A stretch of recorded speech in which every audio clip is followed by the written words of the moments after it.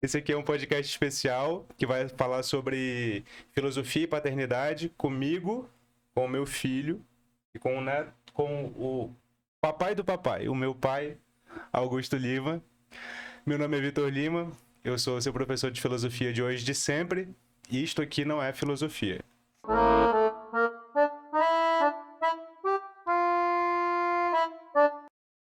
Bom, como o Ulisses é bebê, ele não vai ficar no episódio inteiro aqui do podcast e agora ele vai, como num passe de mágica, ir dormir, né, Ulisses? Então vamos estalar o dedo e pronto. Agora o Ulisses foi dormir e a gente pode começar o podcast. O objetivo é falar sobre filosofia e paternidade com o meu pai. E vamos começar pelas apresentações, né? Vocês já me conhecem. E esse aqui é o Augusto Lima, também conhecido como Pepe, ou pai. Ou pai. Ou papai do papai. Papai do papai. Papai do papai. Então, acho que a primeira pergunta para a gente iniciar a reflexão é as apresentações. Pai, como é que tu se apresentaria? Se apresente pro pessoal aí. É uma pessoa comum. Meu nome é Augusto Lima, com 61 anos de idade, mas me apresento como eu sempre gostaria de me apresentar, como uma pessoa simples, uma pessoa comum. Nada além, talvez algumas qualidades a mais para se comunicar com as pessoas, mas sendo sempre uma pessoa muito simples e comum.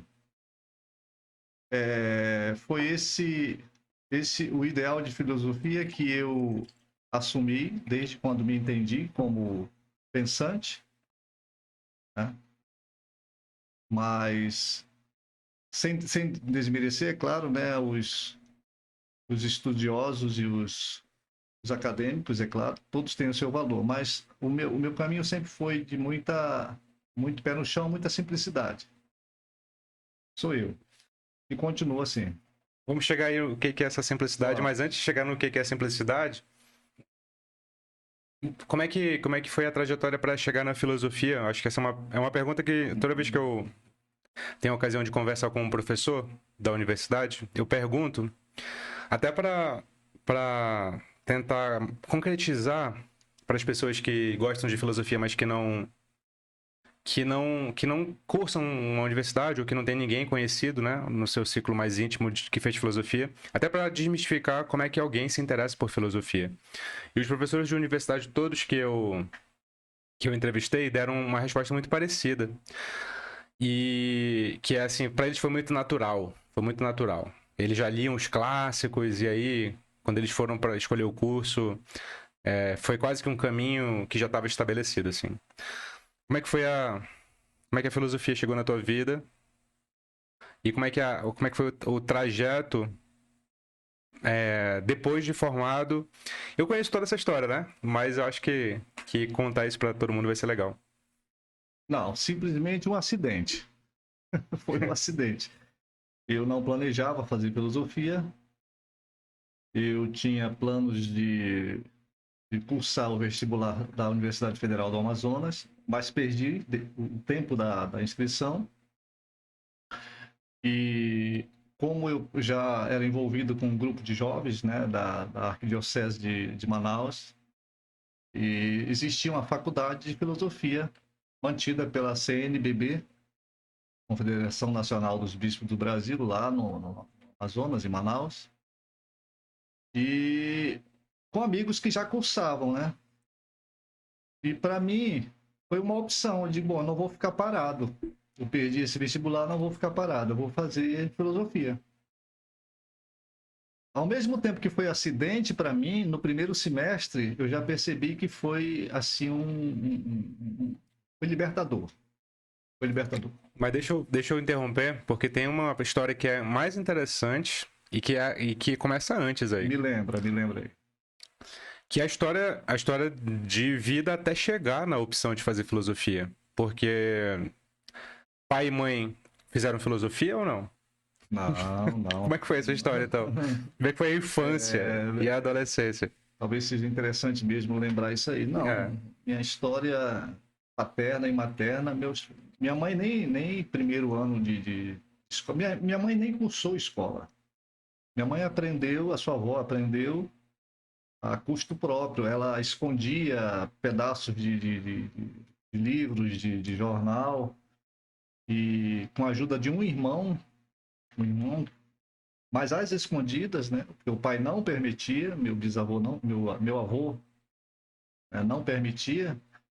Ela foi aprendendo. Meu pai também muito, veio do interior e não teve quase oportunidade de estudo. Foi logo trabalhar, muito cedo, Não sei se a gente falou, mas é o interior do Amazonas, né? Nós do somos todos do Amazonas. Amazonas, né? Ambos do Amazonas. Mamãe de Irunepé, Alto Rio, Aquidabã, e o papai de Maués, né? Da terra do Guaraná. Terra do Né? Guaraná. Nós nascemos, toda a família, todos os 7 irmãos, 7 filhos, nasceram em Manaus. Somos todos de Manaus. E qual foi teu primeiro emprego? E com quantos anos? Meu primeiro emprego eu tinha 13 anos. Na época era possível assinar carteira de trabalho. Eu tirei meu diploma de datilografia aos 12 anos. E meu primeiro emprego foi aos 13 anos. De quê? Eu trabalhava numa fábrica de juta chamada Brasil Juta. Antes desse emprego de carteira assinada, aos 12 anos, eu trabalhei em cartório de ofício de notas, onde faz procurações, escrituras de imóveis, aos 12 anos. Logo depois que eu me formei em datilografia. Mas meu primeiro emprego foi numa fábrica de juta. É um produto, é um vegetal, né? De onde se tira uma fibra e se faz sacaria para embalagem de café, muitas vezes de café, mas que hoje já foi superado pelo polipropileno, né? Hoje já se usa É. mais sacaria de plástico. O famoso saco de supermercado hoje, né? É, Mas a juta veio na Segunda Guerra Mundial, quando alguns japoneses foram se estabelecer lá na região do Amazonas, no né? Amazonas, É uma, exatamente. é uma, é uma árvore que se dá muito bem em terreno alagadiço, né? É, E como lá no Amazonas é cheio desses terrenos, então se estabeleceu muito bem lá, né? uma época do ano, né? Durante 6 meses ele alaga. Nessa época a juta já cresceu e já pode ser colhida, mas ela precisa ser colhida e batida para ela se desfazer o máximo possível, né? E depois secar e vender para as indústrias manufaturarem, né? Uhum. Mas essa infância trabalhando com essas coisas te levou para a igreja, né? Sim. Na igreja católica ali. Não, minha mãe. Tua mãe? Minha mãe. Meu pai não era muito ligado à igreja, mas a sua avó. Sua avó sempre foi muito religiosa na igreja católica, né? Muito católica. E todos os filhos foram muito fortemente orientados para seguir, né? E eu sempre muito dócil. Eu sempre fui uma pessoa muito dócil, um garoto muito dócil. E. Não, pode continuar. Não, talvez não tenha sido uma docilidade saudável, né? Porque, justamente, porque lá na frente, justamente na época que eu fiz filosofia, eu descobri que muita coisa da minha docilidade era, não era saudável, né? Era doentia. E a filosofia entrou na época como, como o remédio para tudo isso, né? Foi uma explosão para mim, foi realmente uma descoberta muito forte na minha vida na época. Mas também tem outra história anterior a entrar em filosofia, que é, ainda no movimento de igreja, apareceu uma oportunidade lá para via esse movimento e passar uma temporada na Itália, né? Foi. Como é que começou? Como é que surgiu essa oportunidade? O que tu foi fazer lá na Itália? Como um cristão muito dócil, logo consegui me posicionar, né? E também tinha alguns dotes de liderança. E na época a gente foi escolhido, né? Sempre era escolhido um dos participantes do grupo, de preferência quem tinha uma certa liderança. para participar de um encontro internacional. Esse encontro internacional foi na Itália. E eu me estendi por 4 meses e quase 5 meses, né? Foi importantíssimo para mim. Mas foi também rico em emoções, foi uma ebulição de sentimentos na época, porque me deparei com uma coisa interessante na vida das pessoas que viajam, que é o choque cultural, né? Uhum. Me deparei com isso. E não saí de lá resolvido com isso. Só fui entender esse choque cultural depois que eu voltei, que comecei a cursar filosofia, fui compreender o que era choque cultural. Né? Mas E qual foi o mal-estar que sentiu lá, tentando relembrar? na Europa, muitos mal-estares, mas um dos mais marcantes era que eu, eu sempre mantive correspondência, né, com a família, com a minha irmã. E as notícias que eu recebia eram ruins, né? Era reclamação de que não tinha pão para merendar em casa, faltava isso, faltava aquilo, e enquanto que lá onde eu estava, o rapazinho com 18 anos recebia máquina, né? Máquina em italiano é carro, né?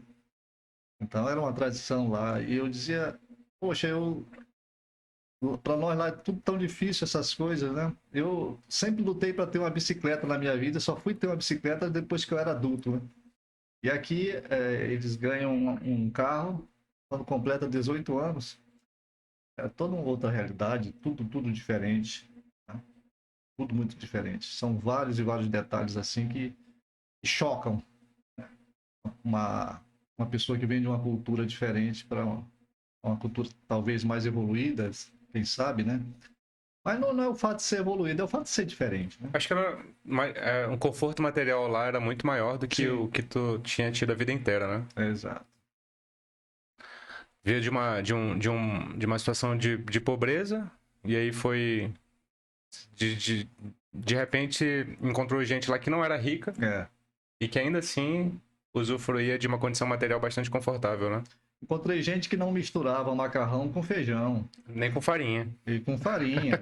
No Amazonas, a farinha de mandioca é um iguaria indispensável, né? Igual, É, e combina com macarrão e combina com feijão.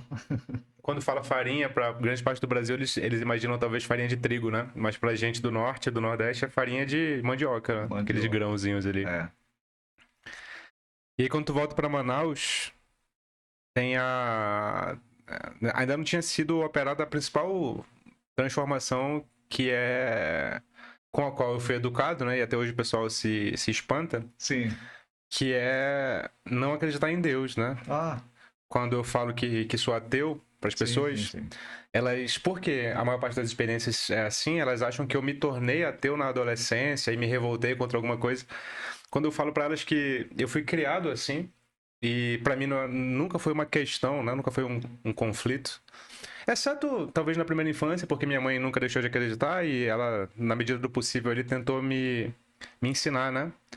Então, acho que ali foi só mas a maior influência foi paterna nesse quesito. Mas, diferente de mim, tu não foi criado nesse contexto de Não, ateísmo. E como não. é que ele amadureceu? Nossa, mãe, foi um choque, né? Eu romper essa tradição, esses costumes que eu tinha. Eu cheguei a assumir comportamentos assim muito rígidos, né? Na época, como eu participava de grupo, tinha função de liderança, então era recomendado que a gente, que os líderes, né, rezassem o terço, né? Não só o terço, como vez ou outra o rosário inteiro numa sessão só. Então eu fazia isso. Eu fazia isso. Eu sempre fui muito sério naquilo que me propus a fazer, né? Eu sempre procurei ser muito empenhado naquilo que eu me propunha a fazer. Quando eu comecei a abrir, a largar, né? Como vocês muito falam aqui no INEF, eu adoro quando eu escuto isso. quando o meu conhecimento começou a alargar, eu comecei a perceber que nada daquilo importava, aquilo era.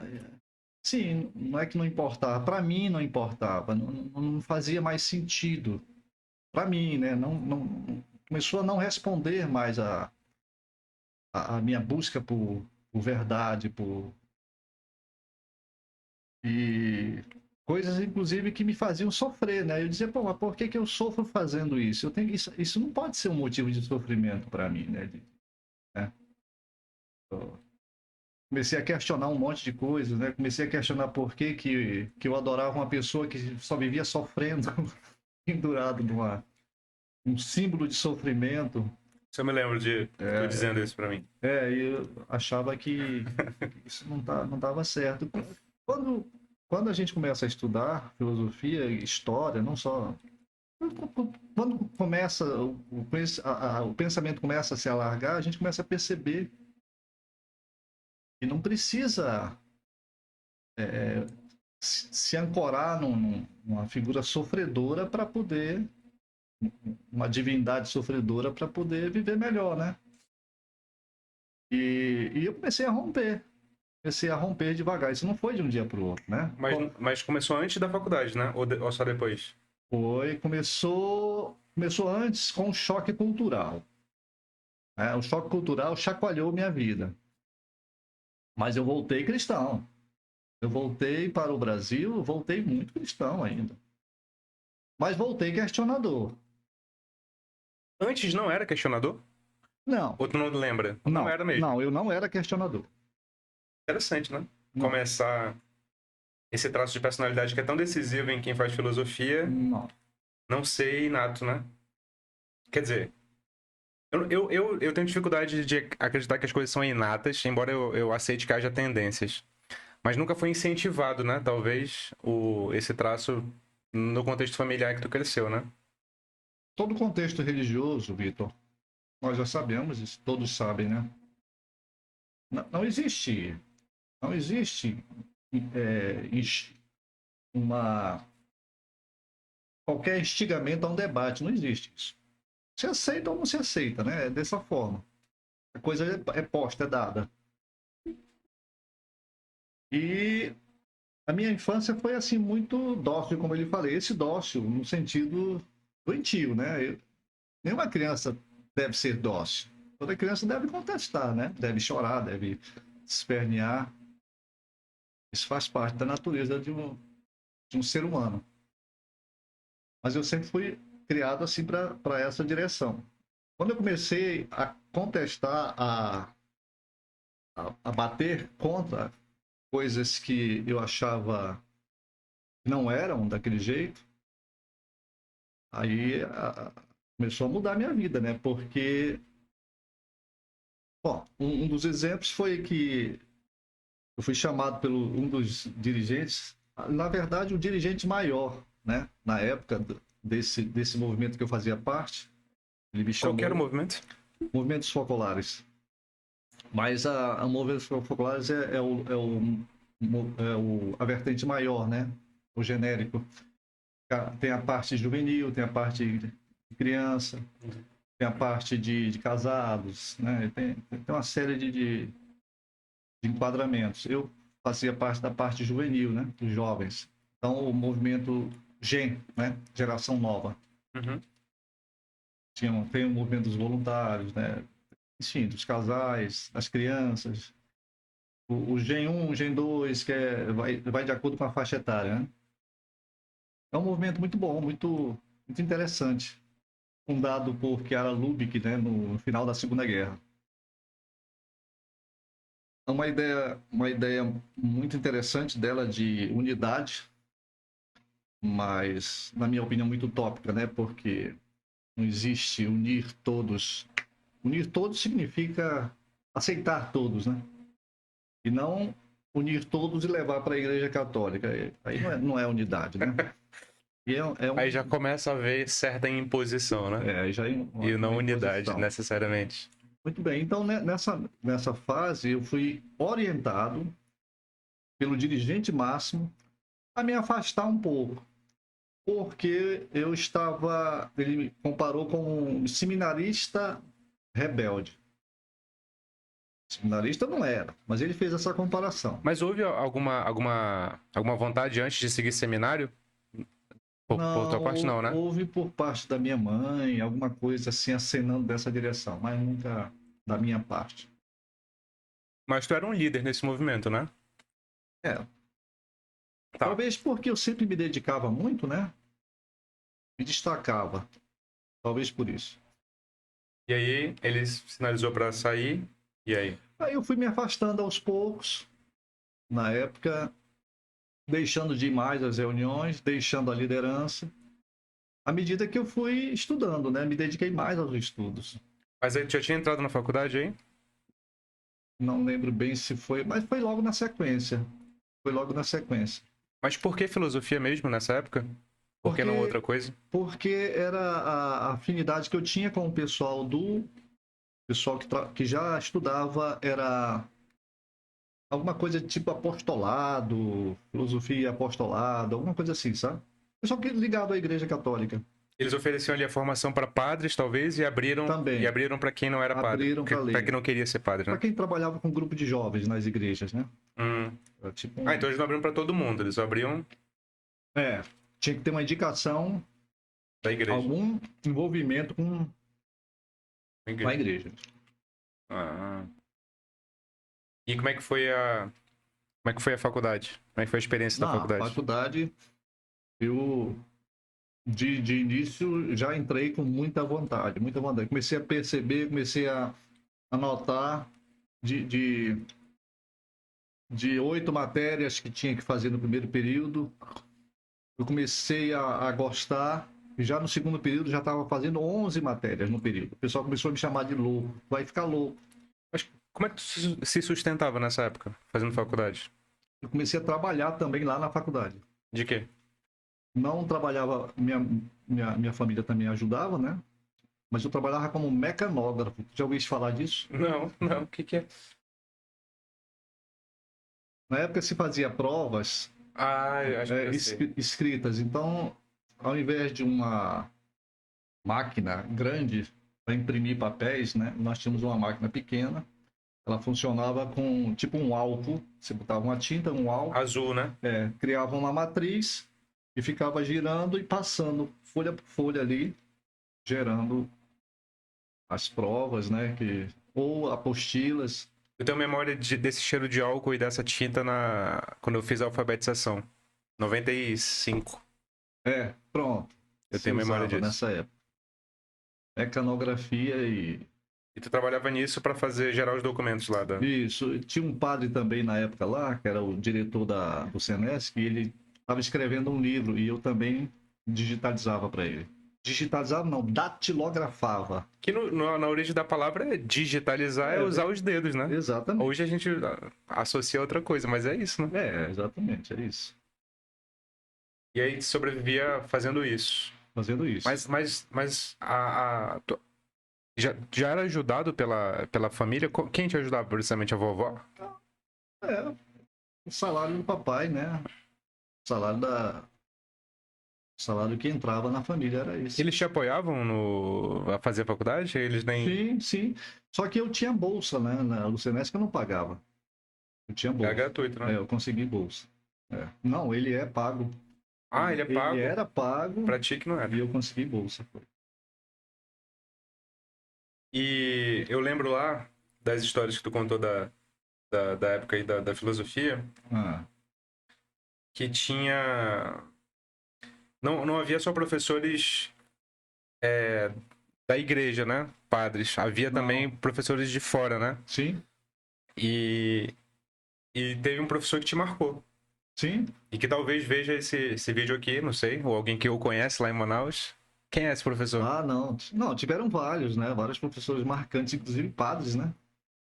Casimiro Bexta era um lituano, professor de antropologia cultural, excelente professor. É, tinha. Deixa eu me lembrar de outro.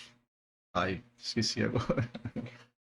Mas um dos leigos que me marcou muito foi o Marcos José. O Marcos José é atuante, inclusive, como professor de filosofia, ele escreve lá em Manaus. Marcos José foi muito marcante. Se ele estiver vendo e ouvindo esse vídeo, esse podcast, vai um agradecimento de coração muito forte. Mudou minha vida. Ajudou a mudar minha vida. Por quê? Qual foi a experiência que você teve com ele que foi... O Marcos era, sobretudo, um cara profundo, né? Ele se apresentou para mim como um cara profundo, mas ao mesmo tempo muito simples, muito rasteiro, muito bate-papo, muito. Isso me ajudou muito a entender a filosofia. O Marcos dava uma matéria simples, era a introdução à filosofia. Acho que depois ele deu alguma outra, mas o que eu me lembro mais da época do Marcos foi a introdução à filosofia. Ele fez um apanhado geral. Tinha um pé muito presente na psicanálise e também me ajudou bastante nesse aspecto. Eu lembro que uma das coisas que falava sobre ele Ah, era que uma das frases que ele sempre repetia, que filosofia era encontro, não é isso? encontro. Quando ocorre um encontro, Ah, sim. como é que é essa frase aí? Essa foi marcante, né? Não, a questão do relacionamento humano. O relacionamento humano, para mim, na época, era um grande problema, né? Porque eu tinha que construir relações humanas. Eu tinha que construir, a minha responsabilidade era promover o crescimento das pessoas do grupo que eu participava. É como se fosse uma missão, né? De alguém que tem que evangelizar, que levar a boa notícia, né, a todos. E isso era muito pesado para mim, porque eu não conseguia levar a boa notícia. Às vezes, um ou outro se interessava pelo que eu falava ou não, né? Isso era muito ruim, é frustrante terminar o dia, às vezes lembrar que eu tinha participado de um encontro, que era um encontro que tinha demandado muito recurso de gente, recurso de financeiro, né? Recurso para pagar um local que a gente chamava de retiros, né? Uhum.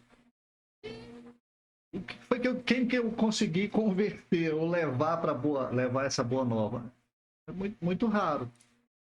Na verdade, nem amigos eu conseguia fazer, né? Amigos no sentido lato da palavra, né? Não no sentido de rua, né? E isso era pesado. Com relação a isso, quando eu conheci o Marcos, eu entendi uma coisa interessante. E relacionamento entre duas pessoas é uma coisa que ela não vem, não é forçado. Ninguém força uma pessoa a gostar da outra. Ninguém força uma pessoa a acreditar no que eu acredito. Mas eu não posso te forçar a acreditar no que tu acredita, no que eu acredito. Né? Eu posso dar exemplos. Isso vem com o tempo. E o relacionamento, os encontros, eles acontecem. Se eles não acontecem, né, nada a fazer. O que eu vou fazer? Meter o dedo na boca e rasgar? Não, nada a fazer. Né? Então eu comecei a ficar mais leve nesse sentido, né? Por que eu tinha que estar sofrendo se alguém não estava entendendo o que eu estava falando? Eu poderia melhorar o meu discurso, mas não me torturar por conta disso, né? Uhum. Então, também isso foi muito bom na minha vida. Esse aspecto, viu, Marcos? É interessante o quanto pegar a ideia de um professor de filosofia que talvez assim as pessoas imaginem que vai ensinar sei lá, uma ideia revolucionária na história do pensamento e é isso que vai marcar a gente. Quando na verdade o que marca a gente são coisas que aparentemente são simples como essas, mas que se elas fossem explicadas numa lição, elas não teriam o mesmo valor. Uhum. Elas foram aprendidas pelo exemplo e pela admiração que se tem, né? Pela figura do professor. As maiores lições são as lições de vida, de comportamento, de mudança de enquadramento da realidade como foi essa, né? Sim.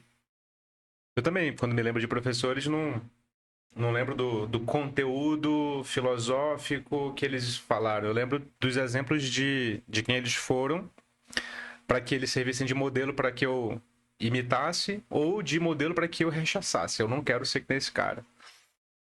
É esse o aprendizado. Quando houve o encontro com o Marcos José, já era teu? Não. Não, eu estava me tornando, me convencendo de que eu não fazia mais parte, né, de uma, de uma linha de crença, né, de acreditar e tal.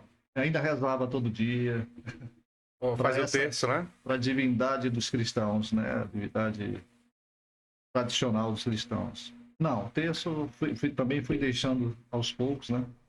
Quantos anos tinha mais ou menos quando tu entrou na faculdade? Eu devia ter 20 anos, eu acho. 20 anos já, né? 19 a 20, 20 anos. E, e chegou a fazer até o final a faculdade? Como é que foi o processo de fazer a faculdade? Não, Como é que as coisas aconteceram? não, a Senesc não demorou, acho que eu ainda cursei 3 anos e pouco. Aí houve um problema lá com relação ao Senesc, que morreu o bispo, né, que estava, ele faleceu e entrou um novo bispo. E esse novo bispo achava que eu não soube a fundo dos motivos, mas o que eu pude perceber foi que ele achava que não deveria mais estar ligado à CNBB. Esse. Não sei, eu só sei que da minha turma, de 40 e poucos que entraram, a grande parte vinham de seminários, né? Uhum. Uma boa parte desistiu, sabe? Parece que a igreja começou a perceber que não estava fazendo um bom negócio. De formas que mais tarde, né, o Senesc foi absolvido pelos salesianos e ficou exclusividade dos salesianos, essa faculdade. Mas deixou de ser faculdade aberta, oficial, e para a gente não perder o curso, eles fizeram um convênio com uma faculdade de São Paulo. Eu esqueci o nome agora, uma cidadezinha de São Paulo. Eles fizeram um convênio com essa faculdade. E quem quisesse validar tinha que ir lá. Hum. E eu não podia ir. Eu não podia ir. Muitos colegas foram, validaram, se formaram, mas eu não consegui, eu não tinha condições de fazer isso. Né? Tinha que trabalhar. E aí eu fiquei parado, fiquei parado. Depois tentei uma outra faculdade na Federal, que era design, passei. Design de industrial, né? Ainda fiz um semestre, mas também coincidiu com muitas greves e tive que deixar. Foi a época que você nasceu. E aí, 89. pronto, aí não dava mais condições de estar correndo para cima e para baixo, tendo um barrigudinho para cuidar. Barrigudinho cabeçudo. Mas aí. Mas lá na frente, depois, já muitos anos, já 10 anos depois, né? Foi. Exatamente, eu fiz as contas depois, deu exatamente 10 anos, eu já tinha feito concurso para a Justiça Federal, né? E logo que eu fiz concurso para a Justiça Federal, quase um ano depois, eu soube que a Universidade Federal do Amazonas estava com prazo findando para quem quisesse continuar o curso lá. Uhum. Continuar lá. Mas tinha que fazer vestibular. Aí eu fiz, passei. E aí aproveitei tudo. Era mais ou menos assim. Quem entrasse e trouxesse todo o currículo do Senesc era aproveitado na Universidade Federal do Amazonas. Uhum. Aí eu disse, opa, vou fazer. Aí fiz. Levei toda a carga que eu já tinha feito. E um ano e pouco eu concluí licenciatura plena em filosofia. Concluí pela Universidade Federal do Amazonas. Foi bom. Isso já em 90 em alguma coisa, né? Foi 90 e... 8 ou 9, né? Não. 96... 97. 97. Foi, 97. Eu lembro vagamente disso. 97. De tu falando que ia. Então, durou quase 20 anos pra terminar, né? Eu formar em filosofia, né? Pra formar em filosofia, porque a vida aconteceu, como eu sempre falo pro pessoal. Mas eu lembro, Vitor, cortando você, Uhum. eu lembro que quando eu terminei, quando o Senesc resolveu fechar as portas, eu lembrava o seguinte, tudo bem, eu não posso... A Lorena, São Paulo. Lorena. Tudo bem, eu não posso ir a Lorena, bem, minha vida é outra.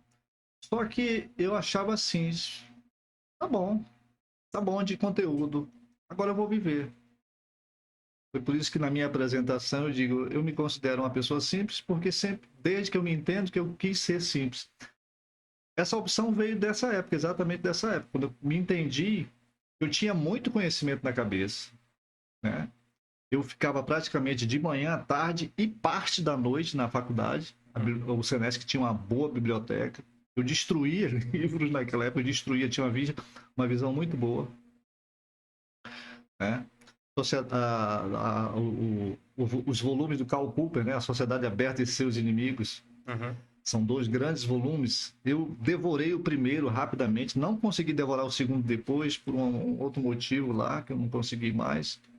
Mas se você ler o livro da Sociedade Aberta e Seus Inimigos, do Karl Raimund Popper, é uma loucura, né? Que ficou famoso na internet nos últimos tempos por uma nota de rodapé, que é o paradoxo da tolerância. Foi, né? Mas enfim, ninguém nunca leu o livro, só ouvi falar. Mas te marcou, né? Esse livro te marcou, Foi né? marcante, marcante. Sobretudo quando a gente se interessa pelo cenário político, né? Foi marcante. Então, como eu ia dizendo, sobre a questão Tava falando do porquê foi tranquilo pra ti nessa época, mesmo não conseguir levar o curso, sim, sim, se entendia de modo simples e tal. exatamente, a opção de pegar a filosofia como vida. E se você me permite, eu quero fazer um ganchinho para Claro, agora, né? claro. Agora sim, INEF, início do INEF. Quando você começou com o INEF, meus olhos brilharam. Você estava no Rio já, e eu eu já estava no Ceará, né, em Fortaleza. Tinha me transferido, né, do Amazonas para o Ceará, meu trabalho. Mas quando você começou o INEF, meus olhos brilharam, porque eu não sei se cheguei a falar para você isso, né? Mas eu mais incentivava, né? Uhum. Porque eu via que era essa filosofia que eu sempre andei atrás, né? Era essa filosofia. É claro que eu queria ter aprofundado mais conhecimentos, e precisa, né? E precisa aprofundar. Mas não é necessário. Não, Não é necessário. não. Mas eu queria ter podido ter tempo, né? De ter aprofundado mais. Mas era essa filosofia que eu achava interessante. Essa filosofia, não sei se eu posso dizer rasa, né? Mas é uma filosofia é, acessível, né? Sim, Acessível às pessoas que se propõem a entendê-las, né? Não, não são todos, infelizmente, mas quem se propõe a entender, eu tenho certeza que aqui no INEF, quem procura entender, entende. Pelo menos eu não sou profundo conhecedor de filosofia, infelizmente. Minha vida trilhou para o serviço público, né? Eu trabalho no Judiciário Federal desde 1994. Então, isso me tomou muito tempo, claro, né? Mas quem se propõe a entender filosofia aqui no INEF entende. Entende? entende. Eu espero que sim. Tem uma história que o Heidegger conta sobre o Heráclito que ilustra essa filosofia rasa, que é lá no Cartas sobre o Humanismo. Ele diz que alguns visitantes foram até o Heráclito e o Heráclito já tinha fama de ser o grande filósofo e tal. Ah. E aí, esses visitantes foram até o Heráclito em busca do grande filósofo e encontraram ele na cozinha, esquentando, esquentando o corpo perto do fogo. E aí.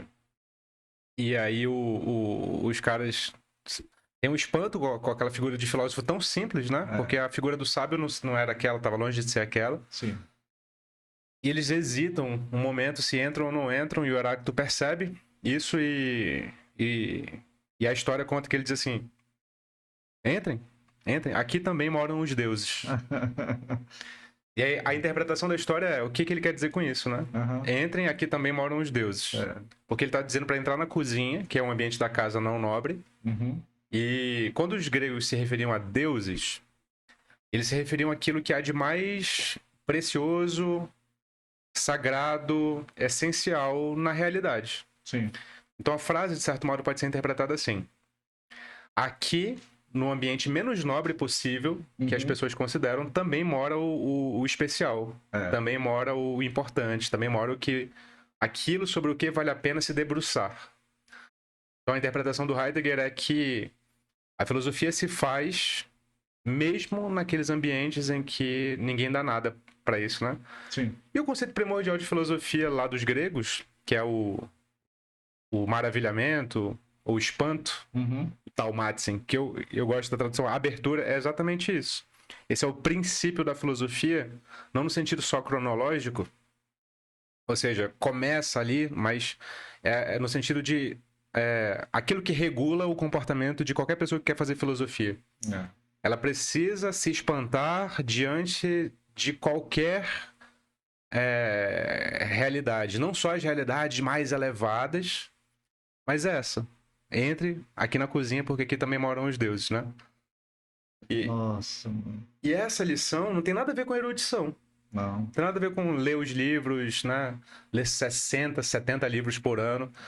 Tem a ver com saber olhar a realidade de modo diferente.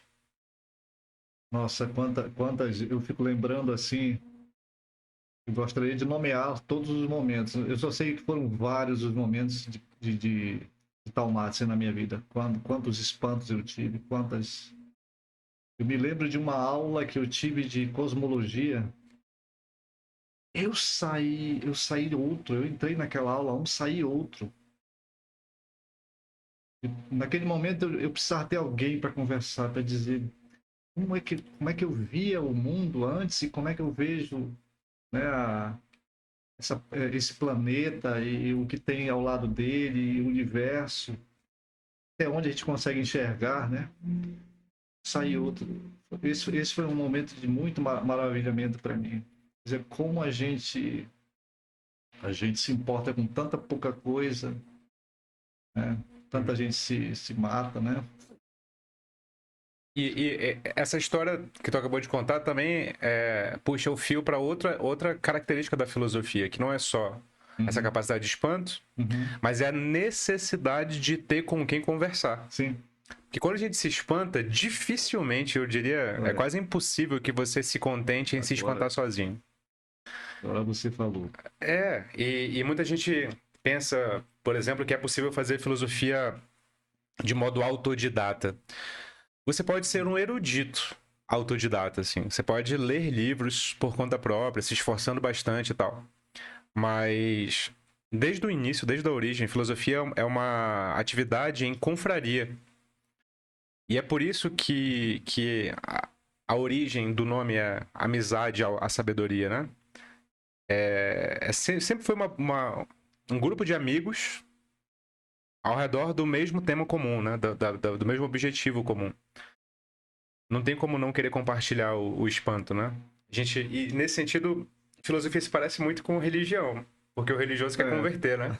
Exatamente. E em alguma medida a gente também quer converter os outros, né? A gente queria muito que as pessoas olhassem a realidade como a gente olha, né? Sim, sim. Talvez a gente só não prometa um inferno, mas eu falo assim, a sua vida vai ser mais miserável do que ela é se você não passar por isso.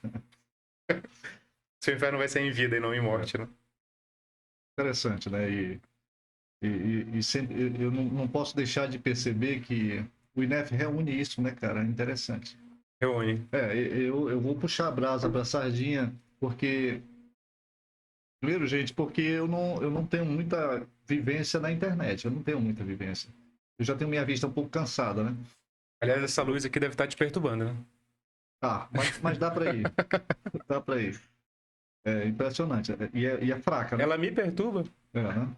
Não, ela é fraca em comparação a outras. Mas essa convivência que vocês fazem aqui, Vitor, é primordial. Tendo alguém, né, um professor de referência, como você diz, professor de hoje e de sempre, muito. Eu não sinto como arrogância, eu sinto como humildade, você se colocando sempre à disposição, né? Acho legal isso. E partilhando mesmo, é partilhando o que a gente conhece. Não adianta dormir com um livro sobre a cabeça, não Não adianta. dá. É preciso discutir a questão, é preciso... uma das frases que o Marcos José me marcou também, vamos discutir a questão. Vamos discutir a questão. Se a gente não discutir a questão, alguém sai vencedor, alguém sai com algum tipo de verdade. Pode ser a verdade correta, pode não ser, né? Mas quando se discute a questão, é como se a gente purificasse, né? Uhum. Purificasse com o pensamento. Quando eu me lembro que quando se trabalhava a questão aquela palavra que os gregos traduziam como justamente purificar com o pensamento. Catarse. Catarse é purificação, mas tem crítica também, né? Pronto, a crítica, exatamente. A crítica, ela é muito... A palavra crítica hoje, ela é muito levada para um sentido de contestar, de moralizar, né? Falar mal, né? De dar algum conceito moral, falar mal de alguém. Na verdade, para os gregos, criticar era purificar com o pensamento, era discutir a questão. Uhum. E vocês fazem isso aí, que é legal. E você lembra sempre isso, né? É. De uma forma ou de outra. Acho que essa é uma excelente maneira de capturar grande parte do que é fazer filosofia, né? Purificar com o pensamento. Exatamente. Ou pelo menos fazer um esforço para isso constante, né? Mas pra gente ir para o outro pilar da conversa que eu queria trazer, a gente falou sobre filosofia nessa metade, mas vamos tentar ligar com paternidade. A gente começou a conversa com o Ulisses, né? E eu realmente penso que ele vai gostar muito de assistir essa conversa quando ele for mais velho. Ele vai gostar de se ver beber num vídeo, eu acho. E vai gostar de ver o pai dele e o avô dele conversando sobre paternidade. Eu te falei há um tempo, quando eu comecei a me preocupar mais sobre paternidade, foi em 2018, quando eu comecei a me preocupar mais sobre o que era masculinidade. Que 2018 foi um ano bem difícil para mim, para mim e para Evelyn, assim, para nós dois, de relacionamento. E aí eu me vi na obrigação de me investigar mais e saber de onde vinham os meus impulsos e tal. Inclusive impulsos violentos, né? E aí eu cheguei no modo como a gente educa nossos homens, né? Nossos meninos, nossos filhos do sexo masculino. Uhum.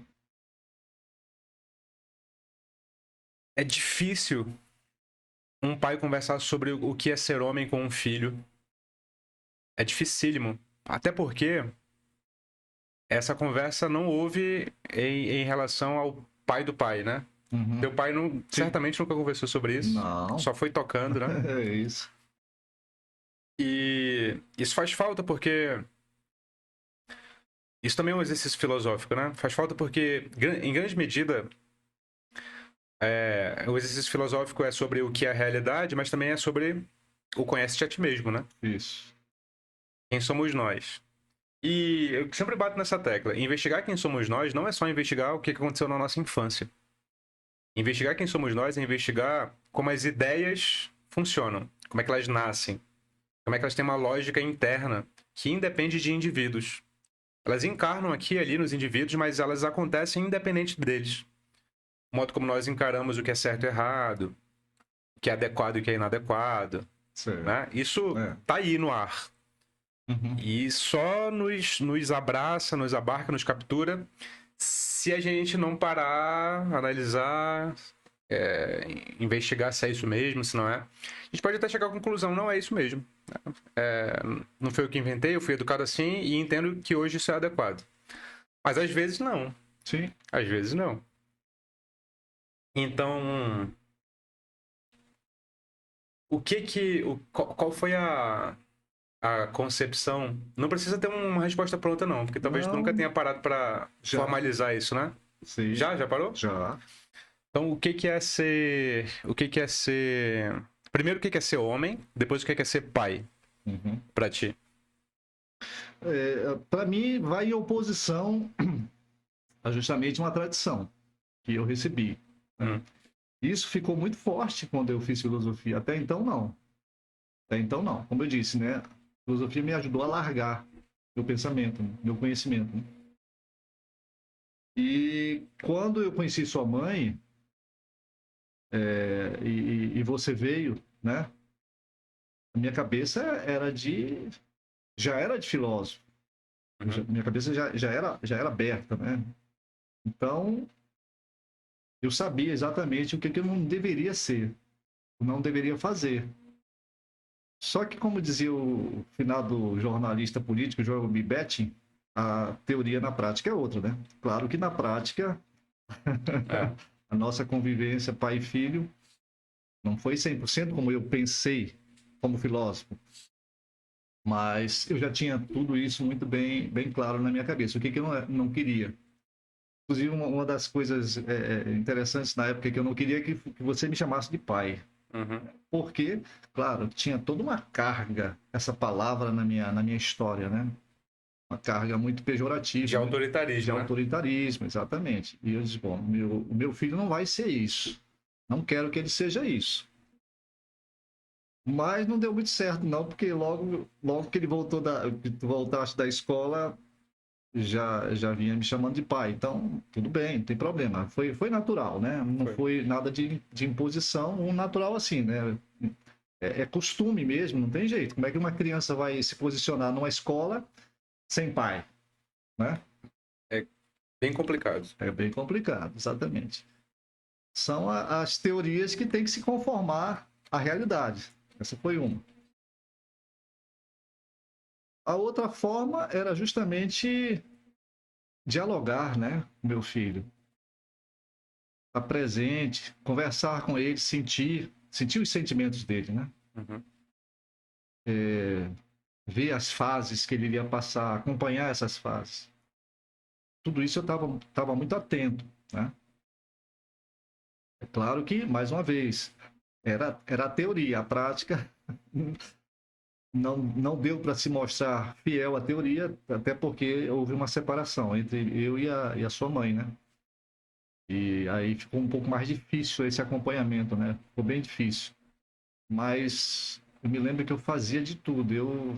De onde eu estivesse, eu saía. Qualquer folga que eu tinha, eu corria, ia te buscar, e a gente saía juntos, e a gente ficava juntos, a gente passeava junto. Final de semana sempre juntos. Não era um final de semana assim, outro não, eram todos os finais de semana, eram todos os feriados. Eu queria acompanhar, né? Eu queria. E em todas as festinhas de colégio, né?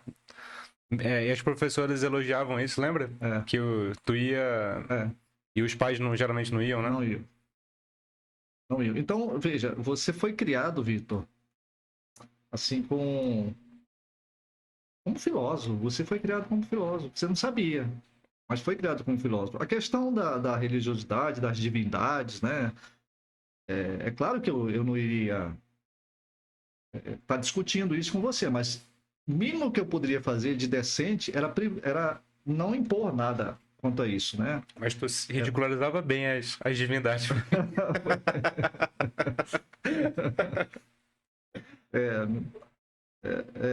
Isso foi forte. Mas veja, é uma reação natural. Quem sai de um mundo desses, quem consegue sair, né? Não são todos que conseguem sair. A reatividade ela é muito forte. Sim, sim. A reatividade Eu é muito noto isso. forte. E assim como quem tem consciência que tem que divulgar, né, o que acredita em termos de divindade, eu também tinha consciência que eu deveria divulgar o que não era, que eu achava que não era verdade. Então, eu andei fazendo umas besteiras, né, de tentar ridicularizar e tal. Mas, de novo, a realidade sempre em contraposição à teoria, né? E isso foi forte, por exemplo, com a minha mãe, né? Minha mãe Sim, é não verdade. aceitava que eu me afastasse da igreja E ela sempre foi muito devota até o final, né? até o final.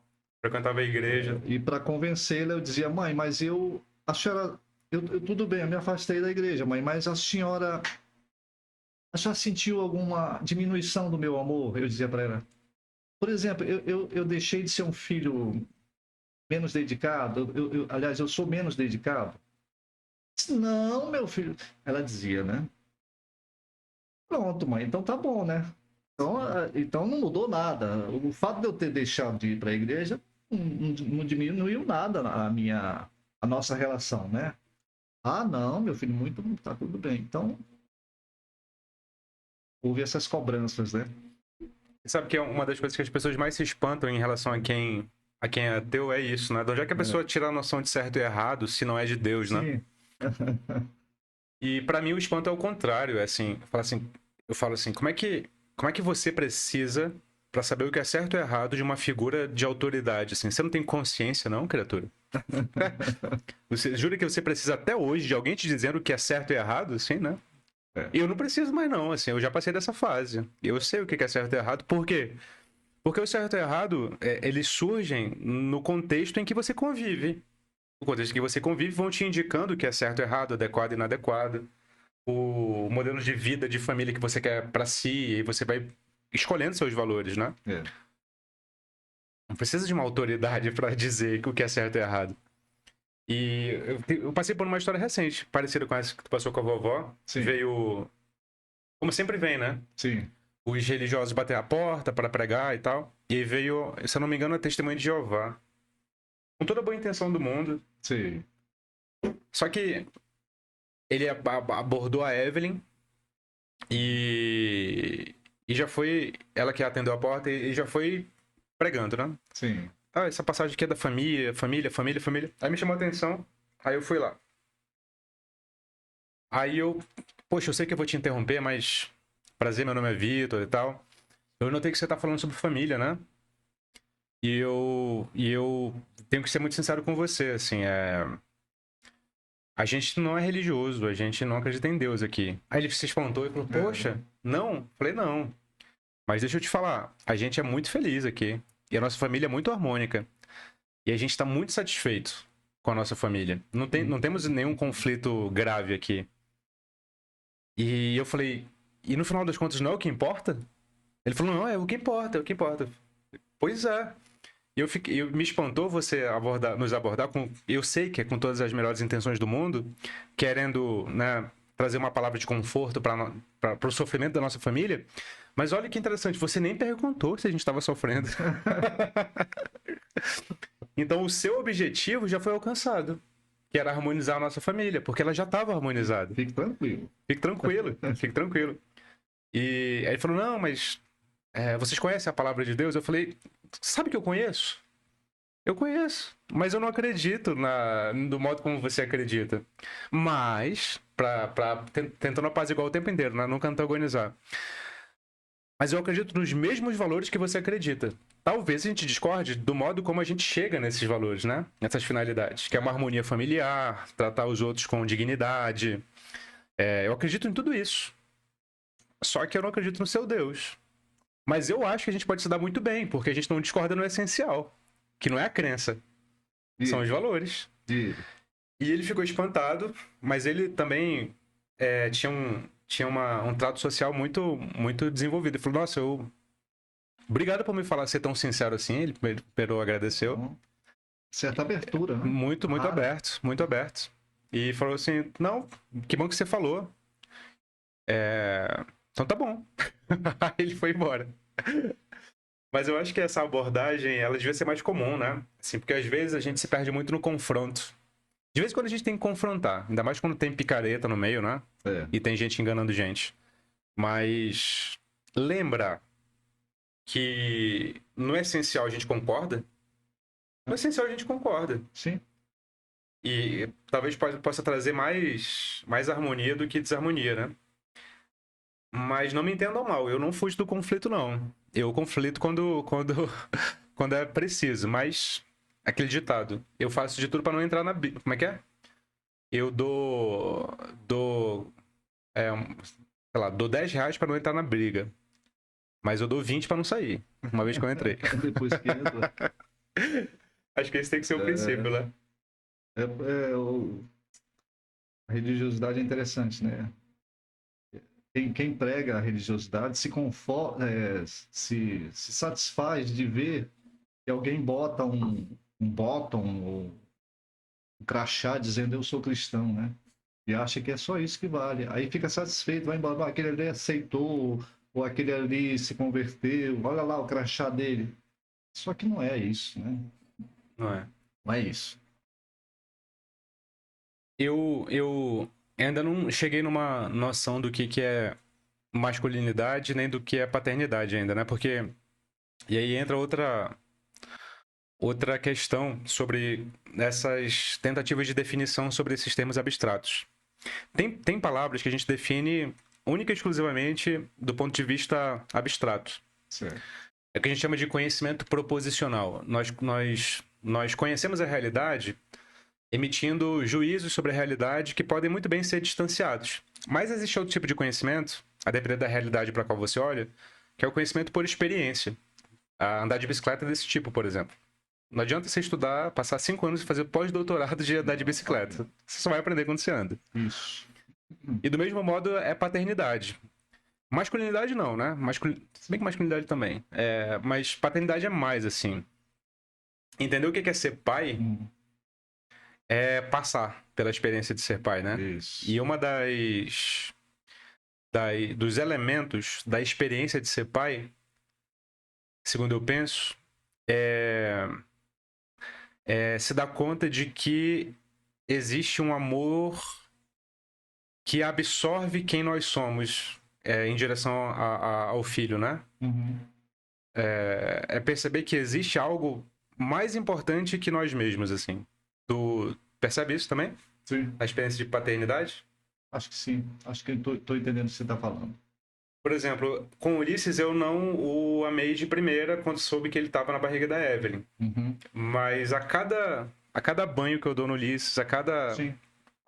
a cada noite que eu coloco ele para dormir, a cada mamada que eu dou para ele na mamadeira, a cada sorriso, gargalhada,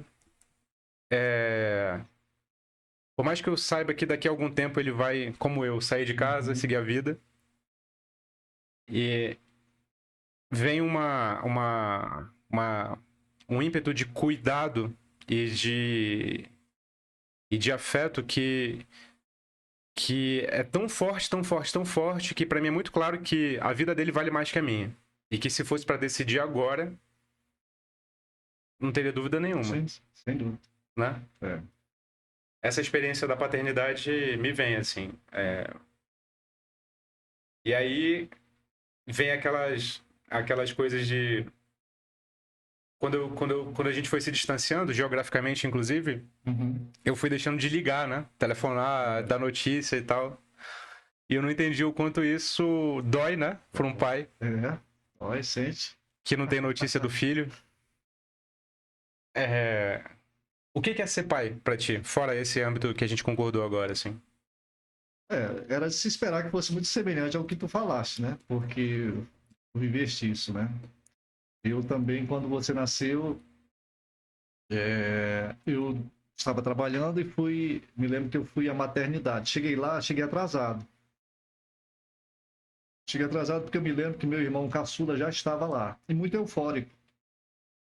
Como os pais das novelas, dos filmes de televisão. Ele estava exatamente como os pais das novelas e dos filmes. E eu assisti vários, né? Estava eufórico, estava entusiasmado. E eu olhava para ele e disse, mas ele nem é o pai. Mas ele estava eufórico. Quem deveria estar eufórico era eu, que era o pai. Uhum. E, no entanto, eu não estava nada eufórico. Nada. Eu olhava pela vidraça e via você lá na... Quem é? Aquele lá. Tá. Tá lá. E na minha cabeça, rodando, né? Mil coisas.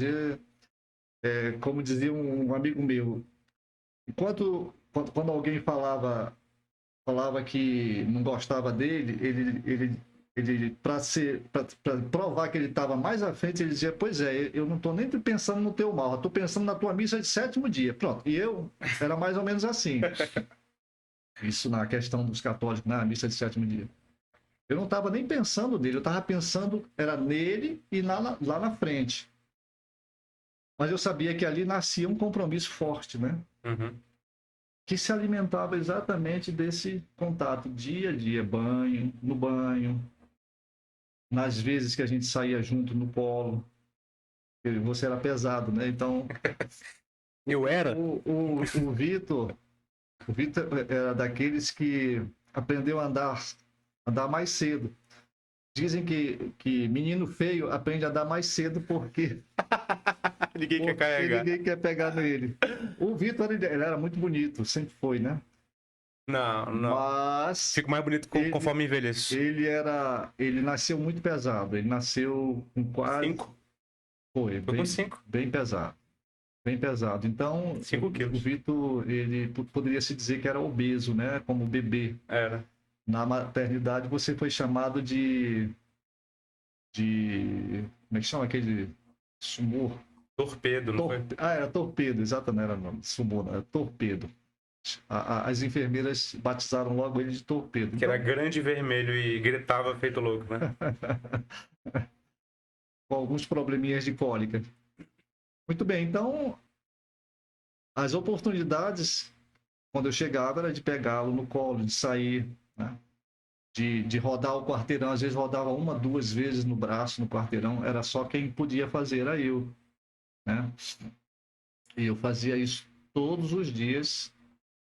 E a cada dia que passava, esse sentimento aumentava. O que você está sentindo exatamente agora com Ulisses é esse sentimento aumentar. E vai aumentar muito mais. Você nem imagina. Você não imagina Claro. como aumenta. Hoje, só para ficar registrado, o Ulisses acabou de fazer 7 meses, né? Então, ele tem 7 meses e 2 dias hoje, né? Então, claro, né? 7 meses de paternidade não se compara à minha idade, é 34. 34 anos de paternidade, né? A nossa ligação era tão forte, você talvez não lembre, mas a gente tinha uma ligação tão forte que quando eu me separei da sua mãe, eu tinha presente que eu queria ficar com você, né? Uhum. Não ela. Ela concordou e você ficou comigo. Você ficou comigo. Teve até algumas passagens interessantes que quando eu fui te levar a primeira vez para você passar o final de semana com ela, você não quis ficar lá. Não quis ficar. A gente era muito apegado, mas só por isso, né? Não Era. que ela fosse uma má mãe, não. Ali nunca foi uma má pessoa, uma mãe menor, não. Não era isso. Aqui a gente era muito apegado. Ainda é, né? Acho que uma das coisas que a nossa relação de pai e filho teve e que não era comum era contato físico, né? Abraçar, andar de mão dada, beijar. Sim, sim. Isso nem é familiar, inclusive, né? Isso é teu, né? Isso é meu, mas foi a filosofia me abriu muito quanto a isso, né? Porque eu era muito fechado, eu era muito fechado assim em termos de sentimentos. Eu tinha medo de mulheres, né? Tinha medo. Eu era mais novo na minha adolescência. Então, quando minha cabeça melhorou, posso dizer assim, então eu sentia que meus sentimentos tinham que aparecer e apareciam, né? A gente não tinha essa coisa do abraço, do beijo em público, fechado. Tinha que manifestar. Eu manifestava isso, né? Bem claramente. Você foi criado assim, né? Foi. Percebeu isso. A minha mãe não era assim, né? Ela foi sendo assim com a convivência com nós dois, né? Na verdade. É interessante. Contigo primeiro, depois comigo, né? É. E é raro, eu acho, eu diria, que as pessoas sejam criadas com contato, né? Corporal, assim. É. Quando eu me relacionei com a Evelyn, ela não foi criada assim. Geralmente as pessoas não se abraçam, elas dão tapinhas, né? Elas não sentem. Há uma expressão amazonense para isso, né? Que é dar um cheiro. É. Dar um cheiro é de fato dar um cheiro, né? Dá um Sentir cheiro. o cheiro da pessoa. Sentir. Puxar fundo. Puxar fundo, dar uma cafungada. E a Evelyn, por exemplo, tinha dificuldade de ser massageada, de ser tocada por mais tempo, né? Sim. Isso faz parte da nossa relação. E eu tava pensando ainda sobre masculinidade e paternidade, sobre o que é ser homem, né? Homem do sexo masculino e tal.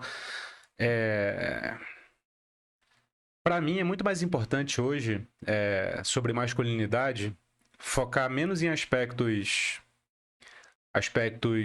obrigatoriamente de regras claras, né? Homem tem que fazer isso. Uhum. É muito menos importante isso do que focar numa formação mais integral, assim. Porque é difícil dizer o que alguém tem que fazer em abstrato, exatamente pelo que a gente puxou a conversa inteira. Sempre tem a prática que diz dar alguma orientação que a teoria não previu, né? Sim. Portanto, dizer o que é homem com muitas determinações está fadado ao fracasso.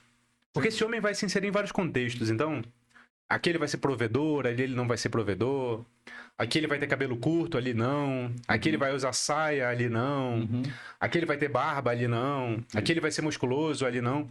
Então, todas essas definições que são muito específicas sobre o que é ser homem, assim, primeiro que eu acho elas meio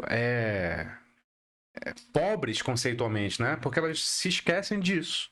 Olha, a realidade se impõe. E se você elabora um conceito que não leva em consideração a mudança da realidade, o seu conceito está equivocado, né? Portanto, seja lá o que for ser homem, não pode ser com regras muito específicas. Mas tem que ter alguma coisa aí, né? Acho que, acima de tudo, assim, precisa respeitar um, um certo parâmetro que é do nosso tempo, que é o parâmetro de saída a uma certa igualdade entre ser homem e mulher. Assim. Não igualdade plena, porque a depender da configuração social, os papéis assumidos vão ser diferentes, né? Sim.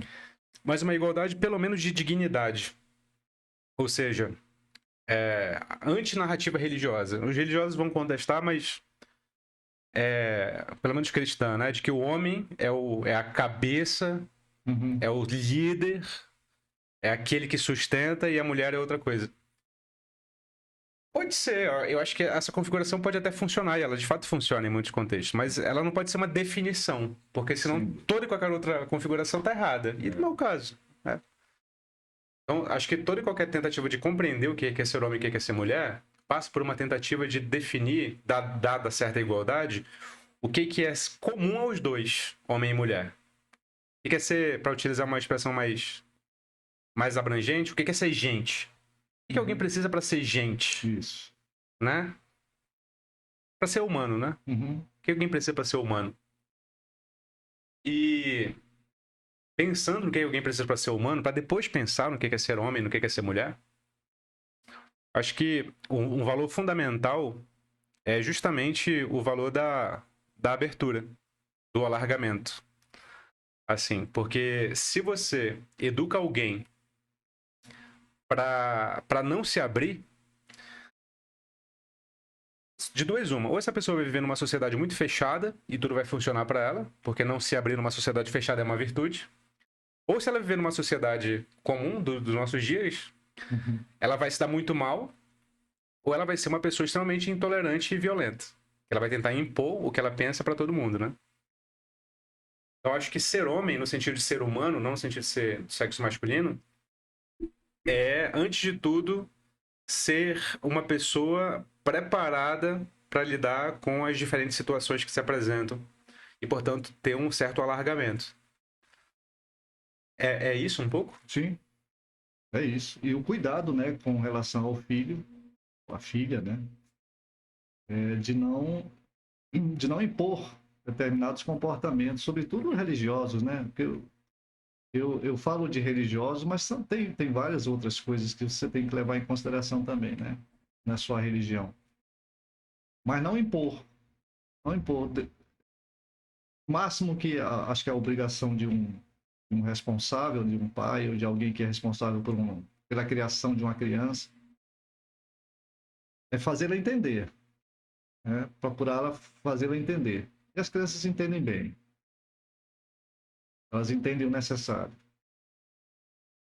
Daí, se ela opta, você, por exemplo, se você opta para seguir ou não, aí já com consciência, né? Mas é isso. Acho que é a obrigação de um tutor, de alguém que é responsável por uma criança, que quer realmente educar, se compromete com a educação, é nesse sentido. E aí essas coisas de gênero, né? Isso aí vai pela de cada um, né? De cada um vai acontecendo, né? Vai acontecendo. Eu também penso assim. Eu também penso assim. Eu não me preocupo muito com Como se o Ulisses vai ser heterossexual, É, homossexual, se ele vai escolher ser trans, escolher, né? Não é uma escolha, mas se o caminho dele vai se encaminhar para que ele seja transexual. Para mim, isso é uma questão tão secundária quanto é sim, se ele vai ser religioso ou se ele não vai ser sim, religioso, né? exatamente. Se ele vai falar alemão ou inglês ou italiano ou francês ou seja lá o que for. Para mim é só um modo de existência possível. Eu vou ter que me preocupar mais ou menos, a depender do tipo de sociedade que eu tiver, porque eu vou ter que me preocupar com filhos da puta que vão É, ser intolerantes com ele. Mas assim, com ele mesmo, isso pra mim é o de menos. É por isso que eu não me preocupo com isso agora. Vou me preocupar quando for o tempo de se preocupar, né? Quando ele já estiver manifestando por ele mesmo, esse tipo de coisa. Mas acho que vem uma questão, eu não sei se tu lidou com ela sim. internamente, que é quando a gente coloca o valor da abertura em primeiro lugar, em seguida a gente tem que refletir sobre o relativismo, porque claramente Hum, a abertura chama essa questão. A uhum, abertura, ela nos impele a nos... A, em vez de julgar, entender. Ao invés de condenar, entender. sim, Só que a gente precisa tomar cuidado para que a gente não diga que tudo vale também, né? claro.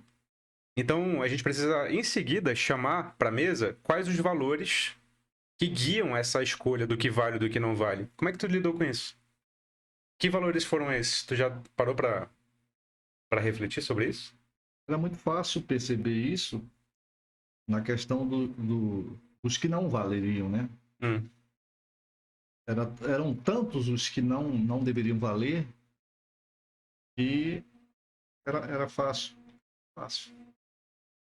Na minha cabeça era cuidar para que, pelo menos, valores que não deveriam ser cultivados não fossem cultivados. Minha preocupação sempre foi essa. Quais, por exemplo? A crenças, por exemplo, crenças na minha história foi um atraso na minha vida, né? Em termos de conhecimento, foi um grande atraso. Eu acho que eu perdi bastante tempo acreditando em coisas que não me fizeram crescer. Corri atrás, claro, corri atrás depois que eu entendi, mas eu poderia também não ter corrido atrás. Poderia estar marcando passo, poderia não ter amadurecido, né? Como você usou muito bem a expressão de maturidade. Como muita gente está por aí, né? Muita gente aí que tem doutorado, tem pós-doutorado, mas não amadureceu ainda, né? Para a vida e acredita em Chapeuzinho Vermelho, acredita em história de caronchinha, enfim, dá valor a notícias falsas, né? Dá valor a boatos, As salvadores da pátria. salvadores da pátria. Então, são pessoas que ainda parece que precisam acreditar em alguém para poder se firmar como pessoa. É como se não se ainda estivessem vinculados, né, umbilicalmente a uma figura paterna ou materna, não sei, não estão maduras ainda, né? Uma figura toda poderosa, né? Eu acredito que eu sempre quis isso, né? Que o meu filho, a minha filha, ela amadureça, amadureça. E amadurecer é isso. Amadurecer é isso. Não é se formar numa faculdade, isso também, né? É bom. É entrar numa academia, escrever livros e livros, isso também é bom. Mas é amadurecer, é tomar atitudes maduras, né? Por exemplo, com relação à questão da sexualidade, né? Assumir comportamentos maduros. Acima de tudo, assumir a responsabilidade pelas próprias ações, né? Sim, sim, Acho que se resume é, talvez nesse preceito, né? é, Aprender a assumir a responsabilidade pelas próprias pelas ações próprias ações. e não terceirizá-las, né? Exato. E não sempre vinculá-las a algo que está fora de si mesmo, né? Por mais que haja o entendimento de que nem tudo está no nosso controle, de que as coisas que acontecem conosco nem sempre são previstas e tal. É, Mas, em última instância, amadurecer significa assumir a é. responsabilidade por aquilo que acontece comigo, né? Você vê, por exemplo, a questão de sair do armário.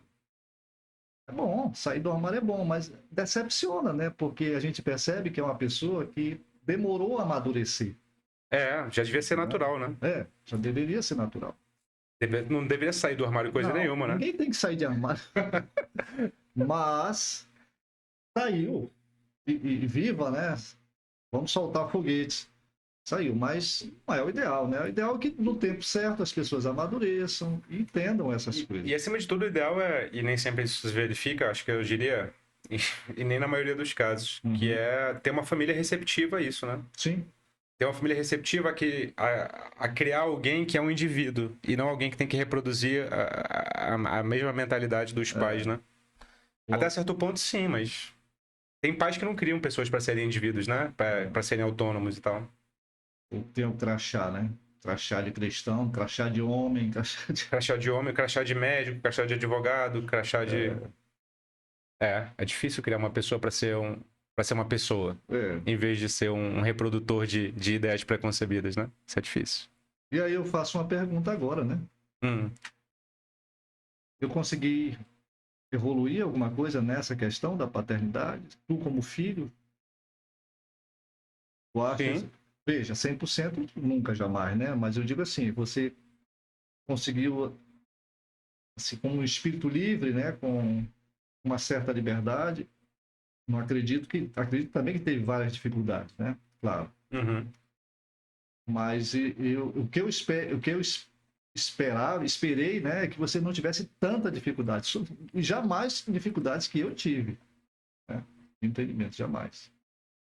A gente conversava, por exemplo, sobre sexualidade. Eu me lembro da tua primeira namorada, eu me lembro da tua primeira relação sexual. A gente conversou muito abertamente, foi, sobre isso. E aí? Mas eu acho que a, a maior mudança tem a ver com isso que a gente tá falando agora. Porque tu nunca foi a favor que eu fizesse filosofia, né? Ah, foi. Sempre foi um desincentivador da carreira filosófica, né? Foi. Não da mentalidade filosófica. Essa, como a gente bem falou aqui, durante esse tempo, sempre foi incentivada. Mas a carreira filosófica não, né? Não. Porque eu acho que aí é um erro fundamental de criação que acabou que surtiu num acerto, né? Então, mas o erro fundamental é projetar na experiência do filho a experiência que você teve. Sim. Eu acho que isso talvez seja a coisa mais difícil para um pai entender, talvez, olhando a nossa relação. Porque a gente não tem outra coisa que não a nossa experiência. Não tem como, né? Sair de si, a não ser por um exercício de abstração. Mas a maioria das vezes é isso mesmo, a gente só tem a nossa experiência para lidar com a realidade. E a tua experiência com a filosofia sempre foi muito ruim, né? Você nunca seguiu carreira com filosofia Não, acadêmica, como né? professor, não. Eu queria seguir carreira como professor, gostaria muito, mas depois que eu fiz o concurso para o Judiciário Federal, gozado, né? Interessante. Essa imposição que eu fiz a você logo no início com relação a isso, a não seguir para a filosofia, na verdade era uma carga de dificuldades que eu havia passado, né? Sim. E que eu passei muito forte, né? Sobreviver, sobreviver. Então, é claro que eu não queria essa dificuldade para você, né? Eu queria que você. Na verdade, não é que eu não quisesse que você fizesse filosofia. Eu queria que você fizesse um profissionalizante antes que lhe garantisse o sustento para depois você fazer filosofia. Mas não foi bem, não seguiu dessa forma e foi bom que não tivesse seguido. Deu certo, Deu né? certo. Deu certo. Mas essa carga de que eu passei, né, essa luta pela sobrevivência foi ruim, né? Foi ruim. Quando você nasceu, por exemplo, eu tive que desistir do estudo para poder continuar. Sim. Então, são coisas muito, muito fortes. Mas acho que o que tu não via na época era que as condições que eu tinha de contexto, né, de ajuda Aham. e de formação individual eram muito diferentes das que tu teve, né? E, É. portanto, eu tinha muito mais condições de ir mais longe do que tu tinha, né? Então, eu já... né, primeiro que eu tinha um pai que tinha um emprego estável, Sim, sim. né? Porque já começou aí, né? É, Já muda tudo, porque não foi o que tu já tinha, muda né? tudo. Segundo que eu tive uma formação escolar excelente. É. Terceiro que eu tive dois pais presentes que me incentivaram a isso desde que eu nasci. Uhum. Então, portanto, eu já estava com o espírito de casa, né? De berço e tal. E já tinha facilidade para estudar, né? Então, tudo na minha cabeça, né? Tudo indicava para dizer, caramba, mas é óbvio para mim. Por que que ele não me deixa ir? Por que que ele não me dá condições para ir? Mas eu me lembro quando isso mudou. Isso mudou quando. E é interessante essa história. Isso mudou quando eu voltei da Espanha. Eu estava fazendo direito lá na Federal do Amazonas, consegui a bolsa para ir para a Espanha. Aí voltei, e quando eu voltei, eu passei primeiro por Fortaleza, depois que eu voltei para Manaus, né? Eu tava morando com a minha mãe, mas eu Foi, passei por lá. foi. E eu voltei te dando a notícia, não foi nem pedindo, né? Não, Eu vou desistir de filosofia. Foi lá na mesa da casa lá da Praia do Futuro. desistir do direito, né? Eu vou desistir do direito, eu vou fazer filosofia e eu tô avisando. Tava tu e a Ivete na mesa, eu acho. E, e foi a primeira vez que tu falou, tá bom, aceitou. Porque eu acho que tu também queria uma coisa de mim, que era exatamente essa resolução, né? Essa ausência de dúvida sobre o que Essa fazer, né? maturidade, né? É. E foi ali que tu decidiu me ajudar. A minha mãe foi o contrário. A atitude dela durante a minha vida toda era sempre me apoiar naquilo que eu queria. Só que Sim. quando eu decidi fazer filosofia, ela, ela não me apoiou de primeira, não. Porque ela tinha dificuldade de entender que aquilo ali era uma decisão de fato. Porque até então eu também tinha feito várias coisas e desistido de várias coisas, né? Até ali aquele momento também. Então ela tinha como mãe a preocupação natural Sim. de: será que não vai ser só mais uma iniciativa que ele não vai terminar? Mas eu acho que essa foi a grande mudança ali. É. E a partir dali, acho que tu foi entendendo que ali começou o meu processo de amadurecimento mesmo, né? Sim, sim. Foi Foi ali, ali. ali eu baixei a cabeça, ali já vi coisa consistente. Mas para quem está nos ouvindo, é interessante, né? Que eu lembro bem por que essa minha resistência, né? De não te homologar a tua decisão logo no início. Eu lembro que quando eu estava namorando com a minha atual esposa, né? A gente estava num shopping, eu encontrei um amigo de grupo de jovens, tinha acabado de fazer o doutorado. Hum. Doutorado. É aquele que virou reitor lá Não, não. da Federal, Não, não? não. Aquele lá é um outro amigo. E esse foi bem antes, foi bem antes. Essa minha ideia, essa minha resistência com relação à filosofia também foi por conta disso. E aí nós conversávamos, o nome dele é Ademir. O Ademir também era muito ligado à igreja, ao Senesc da época. E aí nós conversando, eu já estava trabalhando como servidor público federal, né, do Judiciário, da Justiça Federal do Amazonas. Eu já estava trabalhando.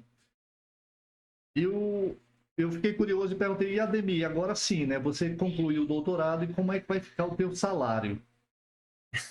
Cara, eu tomei um susto. Ele naturalmente falou assim, olha, agora eu vou passar a ganhar mais ou menos, se eu não me engano, na época, ele me falou em R$ 2.500. Na época. Cara, eu ganhava o dobro. E eu não, e eu tinha entrado no Judiciário Federal na época era segundo grau, né? Hoje Ensino médio. ensino médio. Pronto, né? Eu entrei como técnico, como segundo grau, e eu ganhava o dobro do que iria passar a ganhar como doutor. É uma vergonha, né? Achei vergonhoso. Eu não sei como é que está o país hoje com relação a isso, mas acredito que não melhorou muito. Não, a proporcionalidade continua a mesma. Um técnico ganha mais que um doutor hoje. Pronto. Início de carreira. Para você entender a minha resistência com relação a isso. Como é que uma pessoa que estuda tanto e tem que respeitar quem faz um doutorado, maduro ou não, fora da nossa conversa da questão da maturidade, maduro ou não, quem faz um doutorado merece consideração. E eu via o cara, me coloquei no meu lugar, né? O cara ganha menos do que eu, a metade do que eu estava ganhando. E eu estava recente no serviço público. E hoje estou ganhando muito mais por conta das progressões, né? Sim, do tempo de casa, né, também. Isso é assustador para um pai mesmo, né? Assustador. Quando o filho decide ir por uma carreira que ele tá vendo que não vai ser É. facilmente valorizada. Eu entendo. Mas depois daí foi só foi só coisa boa que veio, mas que melhorou, né? Mas eu acho que outra coisa que houve um amadurecimento na relação pai e filho, que eu acho que tem a ver, Uhum. é uma frase que tu sempre falava e que eu discordava quando eu era adolescente, que era você não tem que passar pelos erros da vida para aprender com eles. Sim. Você pode observar os erros dos outros para aprender, né? E a frase era: você não precisa correr atrás, você pode correr na frente. Pode. E eu discordava disso, e hoje discordo menos, mas ainda acho que não é uma regra absoluta. Porque eu queria viver as minhas experiências. Eu queria ter o direito de errar. Uhum. E eu reivindicava muito isso. Reivindicava muito isso. Eu quero passar pelas experiências e eu quero errar. Porque isso é viver, né? Viver não é observar os outros vivendo. Entende? Ah. Viver é passar pelas experiências. E claro, com o tempo, quando a gente vai errando pra caramba, a gente reconhece mais o valor Ah. de errar menos e observar mais. Isso. Mas isso só vem com o tempo. Sim, Você sim. não pode falar isso pra alguém que tá crescendo, entende? Sim, Porque isso é contra a natureza de quem tá crescendo. E eu sim. diria que é contra o amadurecimento mesmo. Alguém que não cai, não amadurece. Alguém que não cai, não amadurece. E eu acho que esse é o maior erro de pais que sofreram muito Uhum. na infância, na É, adolescência, na vida adulta. é, Porque eles não querem que os filhos sofram como eles sofreram. é. É justo isso. É. Mas é um erro. Uhum. Porque você cria um filho frágil, Sim, despreparado. concordo plenamente. É ruim tirar isso de um pai, né? De uma mãe. É ruim. Isso sem exagero, né? Porque tem os exageros, Sim, os excessos de protecionismo, né? exato, exato. Mas acho que esse outro tá aí, a gente refletindo sobre essa pergunta e chegou a outros dois elementos importantes de paternidade, né? Sim. Do que é a relação pai e filho. É. E, não, mas em termos de pessoa agora, sem falar em paternidade, tem uma abertura absurdamente grande para mudar de opinião, coisa que ninguém tem. Ninguém tem. É. Nem novo, nem velho. De ouvir, de refletir, de se observar, né? Sim. E isso é uma das qualidades que você tem. E que é um legado de modelo de comportamento. Que eu espero que eu absorva e passe pro Ulisses também. Vai passar. Não, Tomara. não tenho a menor dúvida. A gente já tá muito tempo aqui, deixa eu ver. 1h30 de luz na cara, com dor de É. cabeça. Então vamos para palavras finais, recados Uhum. finais. Ok. Que você tem para falar pro. Agora é pro Ulisses, especificamente. Quando ele estiver vendo isso, mas quando tiver capacidade de entender essa conversa. Fui pego de surpresa, Ulisses. Não esperava. Mas a surpresa é só o fato de ser gravado, né, em áudio e vídeo. O fato de a gente conversar, a gente sempre foi muito franco, viu, Ulisses? Olho no olho, tete a tete, e quando possível, bem perto, bem próximo.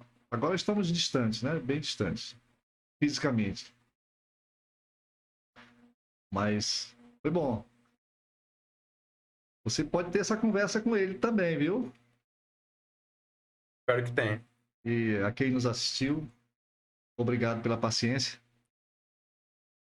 Espero que vocês tenham aproveitado. Pode ter vontade de chorar agora, hein? Obrigado, pai.